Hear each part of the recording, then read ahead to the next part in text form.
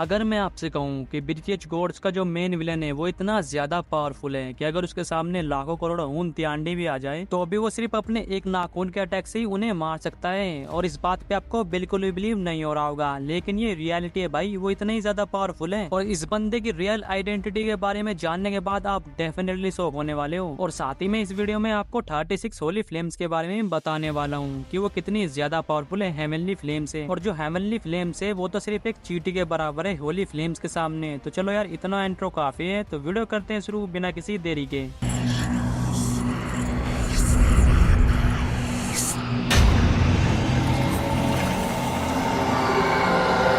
और हाँ भाई, मैंने आपसे बोला था कि नेक्स्ट वीडियो में फ्लेम एम्पर की फाइनल बैटल के ऊपर लेके आऊंगा, मगर इससे पहले मैंने सोचा कि इसके बारे में आपको थोड़ी बहुत इन्फॉर्मेशन तो दे दूं, लाइक फ्लेम एम्पर का मेन विलन कौन है और होली फ्लेम्स कितनी ज्यादा पावरफुल होती है और एंड में जाके जियावियन कितनी होली फ्लेम्स ले पाता है। इस वजह से मैं ये वीडियो बना रहा हूँ ताकि जो फाइनल बैटल वाली वीडियो है वो आपको अच्छे से समझ आ सके। और मैं अगला वीडियो पक्का फ्लेम एम्पर की फाइनल बैटल के ऊपर लेके आऊंगा। तो चलो यार, आज का जो वीडियो है इसे शुरू करते हैं। तो सबसे पहले हम बात करेंगे होली फ्लेम्स की। तो देखो यार, जैसे दाव के कॉन्टिनेंट में हेवनली फ्लेम्स होती है, वैसे डूडी कॉन्टिनेंट में होली फ्लेम्स होती है। और अभी आप लोग सोच रहे होंगे कि दोनों में डिफरेंस क्या है। तो देखो यार, जो हेवनली फ्लेम्स होती है उनके पास खुद की कॉन्शियसनेस नहीं होती, यानी खुद की कोई सोल या फिर बॉडी नहीं होती, सिर्फ सेकंड रैंक की हेवनली फ्लेम को छोड़ के और थर्ड रैंक की हेवनली फ्लेम को छोड़ के। और इनके पास भी कोई इतनी ज्यादा हाई लेवल की कॉन्शियसनेस नहीं होती, बस नॉर्मल ही होती है। और वहीं बात करें होली फ्लेम्स की, तो ये बहुत बहुत ज्यादा पावरफुल होती है, क्योंकि जो होली फ्लेम्स होती है उसमें हर एक होली फ्लेम के पास खुद की सोल और खुद की बॉडी होती है। यानी कि यहाँ पे सिस्टम ऐसा नहीं है कि जैसे जियावियन को दाव के कॉन्टिनेंट में पता चलता था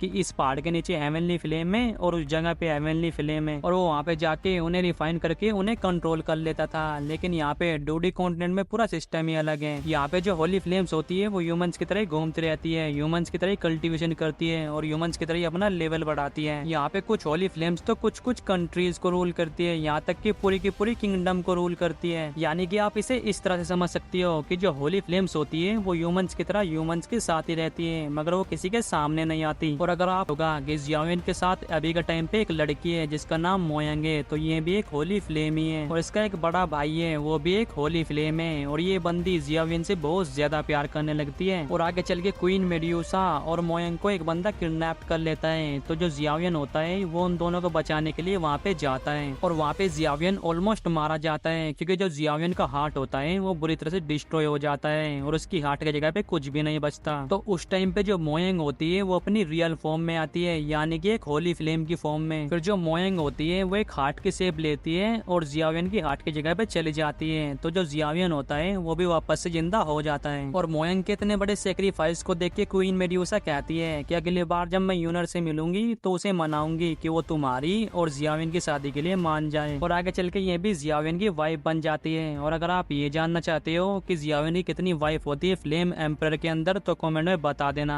मैं इसके ऊपर भी एक वीडियो बना दूंगा। एंड आई होप कि अब आपको ये अच्छे से समझ आ गया होगा कि होली फ्लेम्स भी इंसानों की तरह रहती है डूडी कॉन्टिनेंट के अंदर। और अगर बात करें होली फ्लेम की पावर की, तो ये इतनी ज्यादा पावरफुल होती है कि 36 रैंक की होली फ्लेम भी एक एम्पर फ्लेम से 2 गुना ज्यादा पावरफुल होती है। और आपको पता ही होगा कि एक एम्पर फ्लेम 22 हेवनली फ्लेम के मिक्सर से बनती है, और वो यहाँ पे 36 रैंक की होली फ्लेम का भी सामना नहीं कर पा रही। तो टॉप्स की होली फ्लेम्स को तो भूल ही जाओ। तो इस चीज से आप इसकी पावर का अंदाजा लगा सकते हो। और हाँ भाई, एक और डिफरेंस होता है होली फ्लेम्स और हेवनली फ्लेम्स में। जो होली फ्लेम्स होती है उनके पास डिवाइन पावर होती है, और जैसे जैसे इनकी डिवाइन पावर बढ़ती जाती है वैसे वैसे उनकी पावर भी बढ़ती जाती है। और वहीं हेवनली फ्लेम में ऐसी कोई भी डिवाइन पावर नहीं होती। और अगर बात करें इनकी रैंकिंग की, तो भाई यार, जो राइटर था वो पता नहीं कौन से गत्ते फूक के बैठा था, उसने हमें ये तो बता दिया कि डूडी कॉन्टिनेंट के अंदर 36 होली फ्लेम्स होती है, मगर उनके नाम और एबिलिटी के बारे में कुछ भी नहीं बताया। और हाँ भाई, एक चीज ऐसी भी है, डूडी कॉन्टिनेंट के अंदर जो होली फ्लेम से भी ज्यादा पावरफुल है, यहाँ तक कि फर्स्ट रैंक की होली फ्लेम से भी लिटिल बिट पावरफुल है। और वो चीज क्या है वो आपने कमेंट में बताना है, और अगर नहीं बता पाए तो कोई बात नहीं, वो चीज क्या है वो फिर आपको फाइनल बैटल वाली वीडियो के अंदर पता चल ही जाएगा। और अब बात करते हैं कि जियावियन कितनी होली फ्लेम्स को ले पाता है। तो देखिए यार, जो जियावियन होता है वो एंड में 36 होली फ्लेम्स को ले लेता है। तो आई होप कि अब आपको होली फिल्म्स का जो सारा कॉन्सेप्ट है वो समझ में आ गया होगा। तो अब मैं आपको बताता हूँ बीटीएच गॉड्स के मेन विलन के बारे में। तो देखो यार, इस बंदे का नाम होता है रेन युआन जी, और ये इतना ज्यादा पावरफुल होता है कि ये अकेला ही moon god, first poison god और जाओ क्लैन के जो लीडर होते हैं उन्हें कठपुतली की तरह यूज करता है। और सबसे बड़ी शॉकिंग बात तो ये है कि ये बंदा और कोई नहीं है, फर्स्ट रैंक की होली फ्लेम। और फर्स्ट रैंक की होली फ्लेम के बारे में पूरी फ्लेम एम्परर नोवेल में किसी को भी नहीं पता होता कि फर्स्ट रैंक की होली फ्लेम कहाँ पे है। यहाँ तक कि जियाओयुन को भी नहीं पता होता कि फर्स्ट रैंक की होली फ्लेम कहाँ पे है, क्योंकि लास्ट के 4 से 5 चैप्टर में ही अपेयर होती है। और इस टाइम पे ये होली फ्लेम 3 हिस्सों में डिवाइड होती है, क्योंकि एंशिएंट टाइम में 2 बंदा हुआ करते थे डोडी कॉन्टिनेंट के अंदर, और ये दोनों वहाँ के पावरफुल गॉड्स थे, जिनमें एक था रेन युआन जी और एक और बंदा था। और ये बंदा कौन था इसके बारे में मैं आपको बैटल वाली वीडियो में बताऊंगा। तो ये जो रेन युआन जी होता है ये बहुत ज्यादा इविल होता है, और ये पूरे डोडी कॉन्टिनेंट पे राज करना चाहता था,